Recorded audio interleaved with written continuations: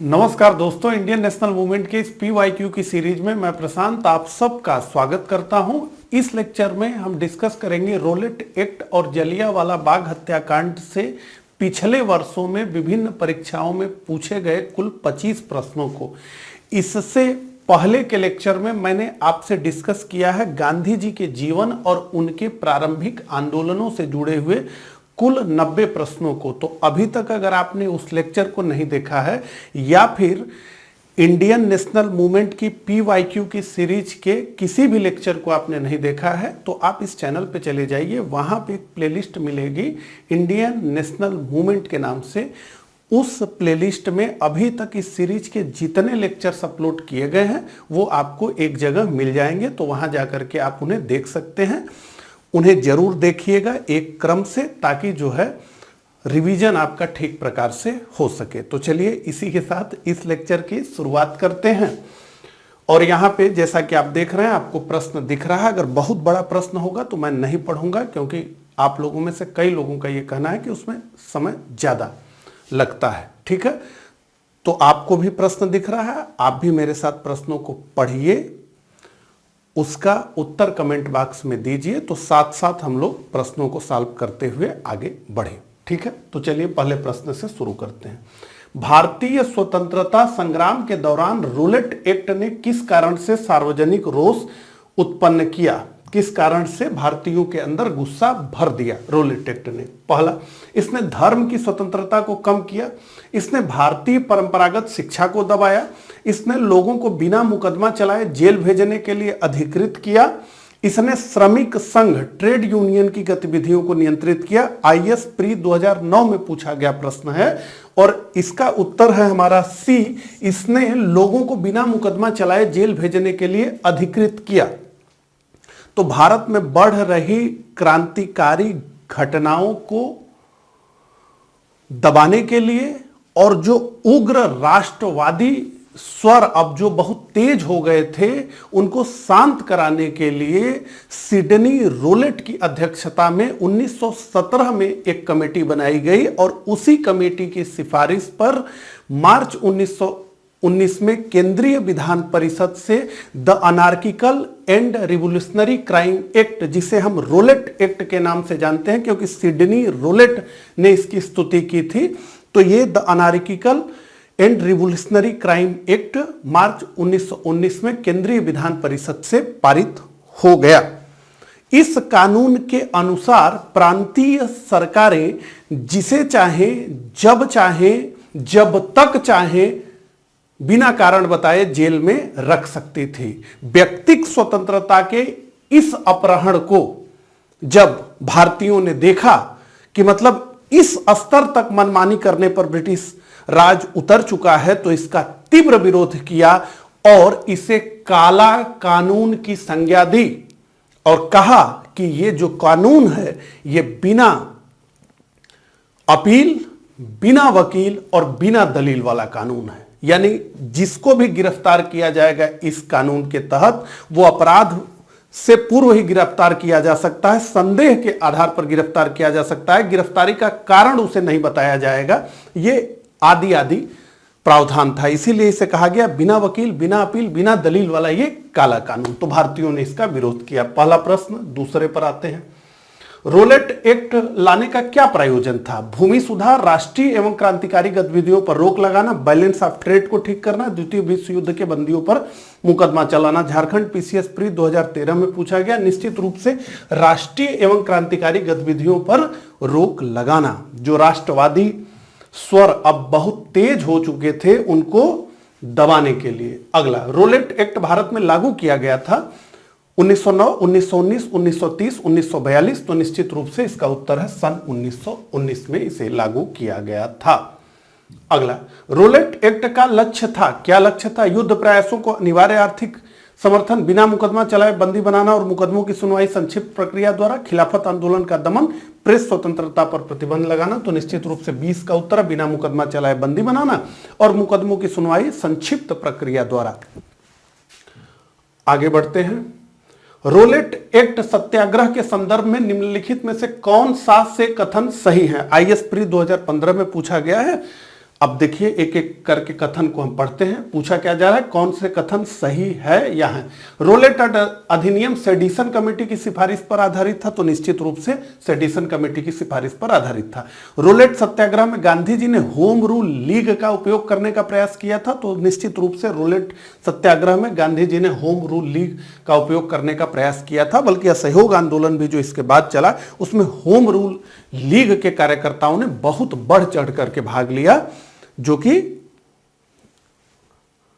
बाल गंगाधर तिलक के द्वारा शुरू किया गया था। उस लीग की हम बात कर रहे हैं, एनी बेसेंट वाले लीग की नहीं, मतलब असहयोग आंदोलन के समय की बात। साइमन कमीशन के आगमन के विरुद्ध हुए प्रदर्शन रोलेट सत्याग्रह के साथ साथ हुए, तो निश्चित रूप से ये तो सही नहीं है। साइमन कमीशन तो ये 1928 की बात है, रोलेट एक्ट ये तो 1919 की बात है, ठीक है। तो रोलेट अधिनियम सेडिशन कमेटी की सिफारिश पर आधारित था, सही है। रोलेट सत्याग्रह में गांधी जी ने होम रूल लीग का उपयोग करने का प्रयास किया, यह भी सही है। तो 1 और 2 सही है, 3 सही नहीं है।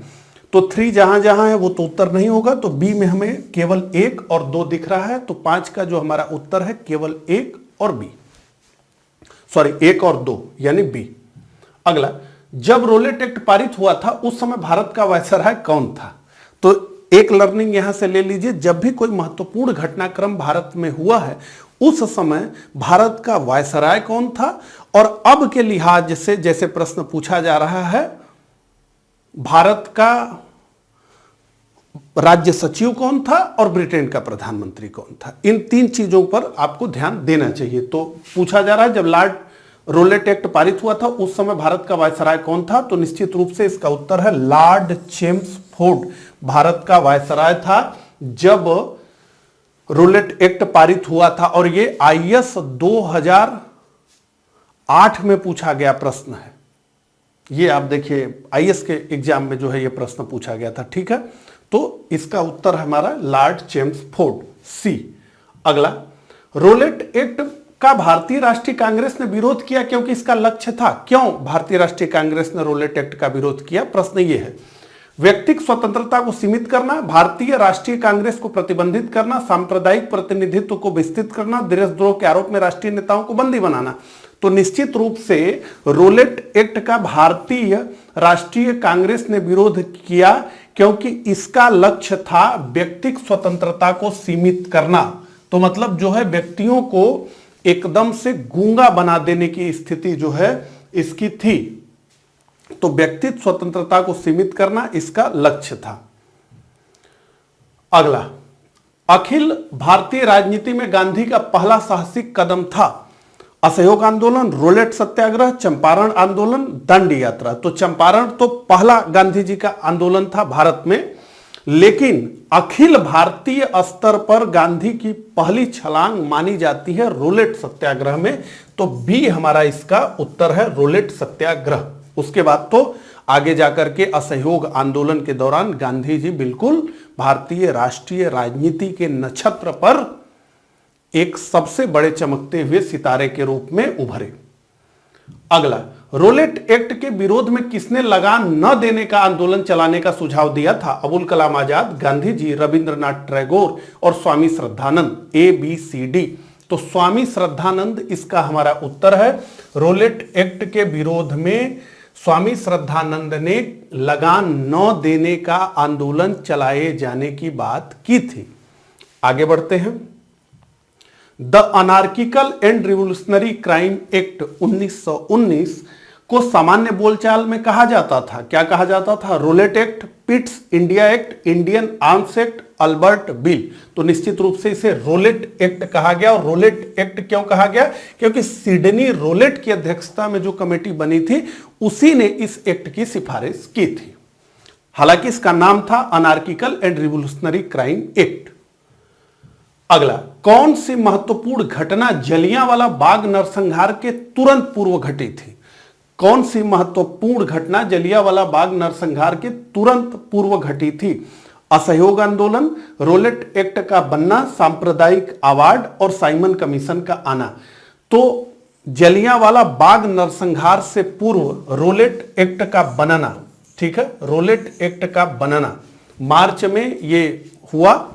और उसके बाद जो है 6 अप्रैल 19 को गांधी जी के द्वारा एक अखिल भारतीय स्तर की हड़ताल बुलाई गई और फिर 9 अप्रैल को पंजाब के 2 बड़े नेताओं डॉक्टर सैफुद्दीन किचलू और डॉक्टर सत्यपाल की गिरफ्तारी हुई, जिसका वहां के स्थानीय लोगों ने विरोध किया।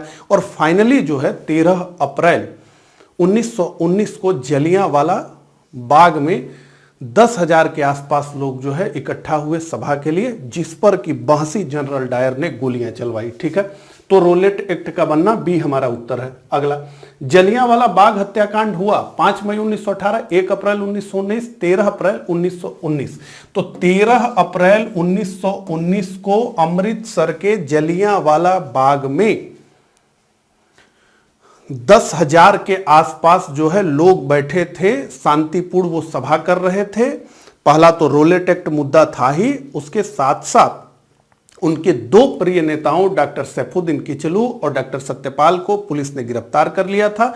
और उसके बाद जो है उनकी गिरफ्तारी के विरोध में और उनको रिहा करने की मांग में के लिए जो है अमृतसर के शहर में जो है बहुत सारे प्रदर्शनकारियों ने प्रदर्शन किए, जिसपे कि सरकार ने गोलियां चलवा दी। और बाद में फाइनली जो है फिर प्रदर्शनकारी भी भड़क उठे, उन्होंने भी सरकारी प्रतिष्ठानों को छत बिछत किया, तो फाइनली वहां मार्शल लॉ लगा दिया गया। और जो पूरी अमृतसर शहर का प्रशासन था वो जो है सैन्य कानून के अनुसार चलने लगा, यानी वहां पर मार्शल लॉ लग गया, सेना विधि लागू हो गई। और सेना विधि लागू हो गई तो बहसी जनरल डायर लेकर के पहुंचा 300 से अधिक सिपाहियों को, और उसने बिना किसी जो है भीड़ को तितर बितर होने की सूचना दिए, मतलब अब यह है कि मार्शल लॉ लगा है, आप सभा नहीं कर सकते, ये कह करके समय देना चाहिए था, भीड़ अपने आप हट जाती। लेकिन उसका उद्देश्य पूरी तरीके से जो है बहसी था, वो पूरा सनक करके काम किया गया। स्ट्रेट जो है गोलियां चलाई गई, जिसमें कि सरकारी आंकड़ों के इतर हम बात करें तो सैकड़ों लोग मारे गए, हजारों लोग घायल हुए, पूरा देश स्तब्ध रह गया। पूरे देश को जलियांवाला बाग की घटना ने मौन कर दिया, चुप कर दिया, करा दिया, खामोश कर दिया। जलियांवाला बाग नरसंहार किस गांधीवादी सत्याग्रह के संबंध में हुआ? स्वदेशी सत्याग्रह, रूलेट सत्याग्रह, व्यक्तित्व सत्याग्रह, बारदौली सत्याग्रह। तो निश्चित रूप से रूलेट सत्याग्रह इसका उत्तर है हमारा बी। आगे बढ़ते हैं। वर्ष 1919 भारतीय इतिहास से संबंधित है। कलकत्ता से दिल्ली में राजधानी के बदले जाने से, जलियांवाला बाग त्रासदी से, बंगाल विभाजन से, खिलाफत आंदोलन से। तो निश्चित रूप से वर्ष 1919 भारतीय इतिहास से संबंधित है, जलियांवाला बाग त्रासदी से। ठीक है, अगला, जलियांवाला बाग कत्लेआम किस शहर में हुआ? मेरठ में, आगरा में, अमृतसर में, लाहौर में। तो निश्चित रूप से इसका उत्तर हमारा है अमृतसर। 15 का उत्तर हमारा है अमृतसर। आगे बढ़ते हैं। जनरल डायर का नाम किस घटना से जुड़ा हुआ है? ब्लैक होल कलकत्ता, रानी दुर्गावती की लड़ाई, 1857 का संग्राम, जलियांवाला बाग। तो जलियांवाला बाग हत्याकांड इसी बहसी जनरल डायर द्वारा किया गया। अगला, काफी संख्या में लोग अमृतसर के जलियांवाला बाग में 13 अप्रैल 1919 को एकत्रित हुए थे गिरफ्तारी के विरोध में। किसकी गिरफ्तारी के विरोध में? स्वामी श्रद्धानंद और मजहरुल हक, मदन मोहन मालवीय और मोहम्मद अली जिन्ना, महात्मा गांधी और अब्दुल कलाम आजाद, डॉक्टर सैफुद्दीन किचलू और डॉक्टर सत्यपाल की गिरफ्तारी के विरोध में। ठीक है, तो ये हमने पहले ही बात की, उत्तर है डी। अगला, 30 मई 1919 को अपने नाइट की उपाधि भारत सरकार को लौटाने वाले व्यक्ति थे जमनलाल बजाज, तेज बहादुर सप्रू, महात्मा गांधी, रविंद्रनाथ टैगोर। तो इसका उत्तर है डी, रविंद्रनाथ टैगोर ने अपनी नाइट की उपाधि लौटाई थी। कई जगह आपसे पूछा जाएगा कि किसने अपनी सर की उपाधि लौटाई थी, तो रविंद्रनाथ टैगोर ने लौटाई थी। और ये प्रश्न, चूंकि हम पिछले वर्षों के जो प्रश्न होते हैं उसमें जो रिपीटेटिव प्रश्न होते हैं उसको हटा देते हैं, नहीं तो मैं आपको बताऊं कि ये प्रश्न जो है अनगिनत बार पूछा गया है, अनगिनत बार, और हर तरह की परीक्षा में ये पूछा जा चुका है। तो रविंद्रनाथ टैगोर, जैसा कि मैंने आपको बताया, जलियांवाला बाग हत्याकांड ने पूरे देश को मौन कर दिया, भारतीयों को बिल्कुल व्यथित कर दिया। उस समय रविंद्रनाथ टैगोर के पास नाइट की उपाधि थी और यह बड़ा सम्मान का प्रतीक होता था। जिसके पास सर की उपाधि होती थी, नाइट की उपाधि होती थी, यह बड़ा सम्मान का विषय था। लेकिन जलियांवाला बाग हत्याकांड के विरोध में रविंद्रनाथ टैगोर ने अपनी नाइट की उपाधि छोड़ दी, उसे लौटा दिया और यह कहा कि अब यह सम्मान के तमगे, अब ये सम्मान के तमगे अपमान के बेतुके संदर्भ में हमारे कलंक को उजागर करते हैं। अब समय आ गया है कि सब अलंकरणों से रहित होकर के अपने देशवासियों के साथ मैं खड़ा हो जाऊं। तो ये स्टेटमेंट इनका था, बड़ा अच्छा स्टेटमेंट था। कोई गलती हो गई होगी मुझे बताने में तो कमेंट में बताइएगा। अगला, जलियांवाला बाग हत्याकांड के विरोध में वायसराय की कार्यकारी परिषद की सदस्यता से किसने इस्तीफा दिया? अब सोचिए, ये वायसराय की कार्यकारी परिषद की बात हो रही है। एजुकेटिव काउंसिल ऑफ वायसराय बहुत महत्वपूर्ण पद था, तो इसे शंकर नायर ने छोड़ दिया। सी, शंकर नायर ने इस पद से इस्तीफा दे दिया। अगला, निम्न में से किसके द्वारा जलियांवाला कांड के विरोध में सर की उपाधि त्यागी गई? महात्मा गांधी, जवाहरलाल नेहरू, रविंद्रनाथ टैगोर, तेज बहादुर सप्रू। तो इसका भी उत्तर हमारा है रविंद्रनाथ टैगोर, सी। आगे बढ़ते हैं। निम्नलिखित घटनाओं का सही क्रम नीचे दिए गए कूट से ज्ञात कीजिए। क्या सही क्रम है, कौन सी घटना कब हुई? ठीक है, तो जलियांवाला बाग नरसंहार, डॉक्टर सत्यपाल का बंदी बनाया जाना और 1919 का अमृतसर कांग्रेस अधिवेशन। तो देखिए, सबसे पहला घटना तो डॉक्टर सत्यपाल का बंदी बनाया जाना था 9 अप्रैल 1919 को। जलियांवाला बाग हत्याकांड हुआ 13 अप्रैल 1919 को और दिसंबर 1919 में कांग्रेस का अधिवेशन हुआ। तो पहला घटनाक्रम है 2, डॉक्टर सत्यपाल का बंदी बनाया जाना, फिर जलियांवाला नरसंहार, यानी 2, 1 और 3। डॉक्टर सत्यपाल का बंदी बनाया जाना 2, जलियांवाला बाग नरसंहार 1 और 1919 का कांग्रेस का अमृतसर अधिवेशन। तो ए हमारा उत्तर है। 21 का जो हमारा उत्तर है वो है ए। आगे बढ़ते हैं। हंटर आयोग की नियुक्ति की गई थी काल कोठरी घटना के बाद, जलियांवाला बाग हत्याकांड के बाद, 1857 के विरोध के बाद, बंगाल के विभाजन के बाद।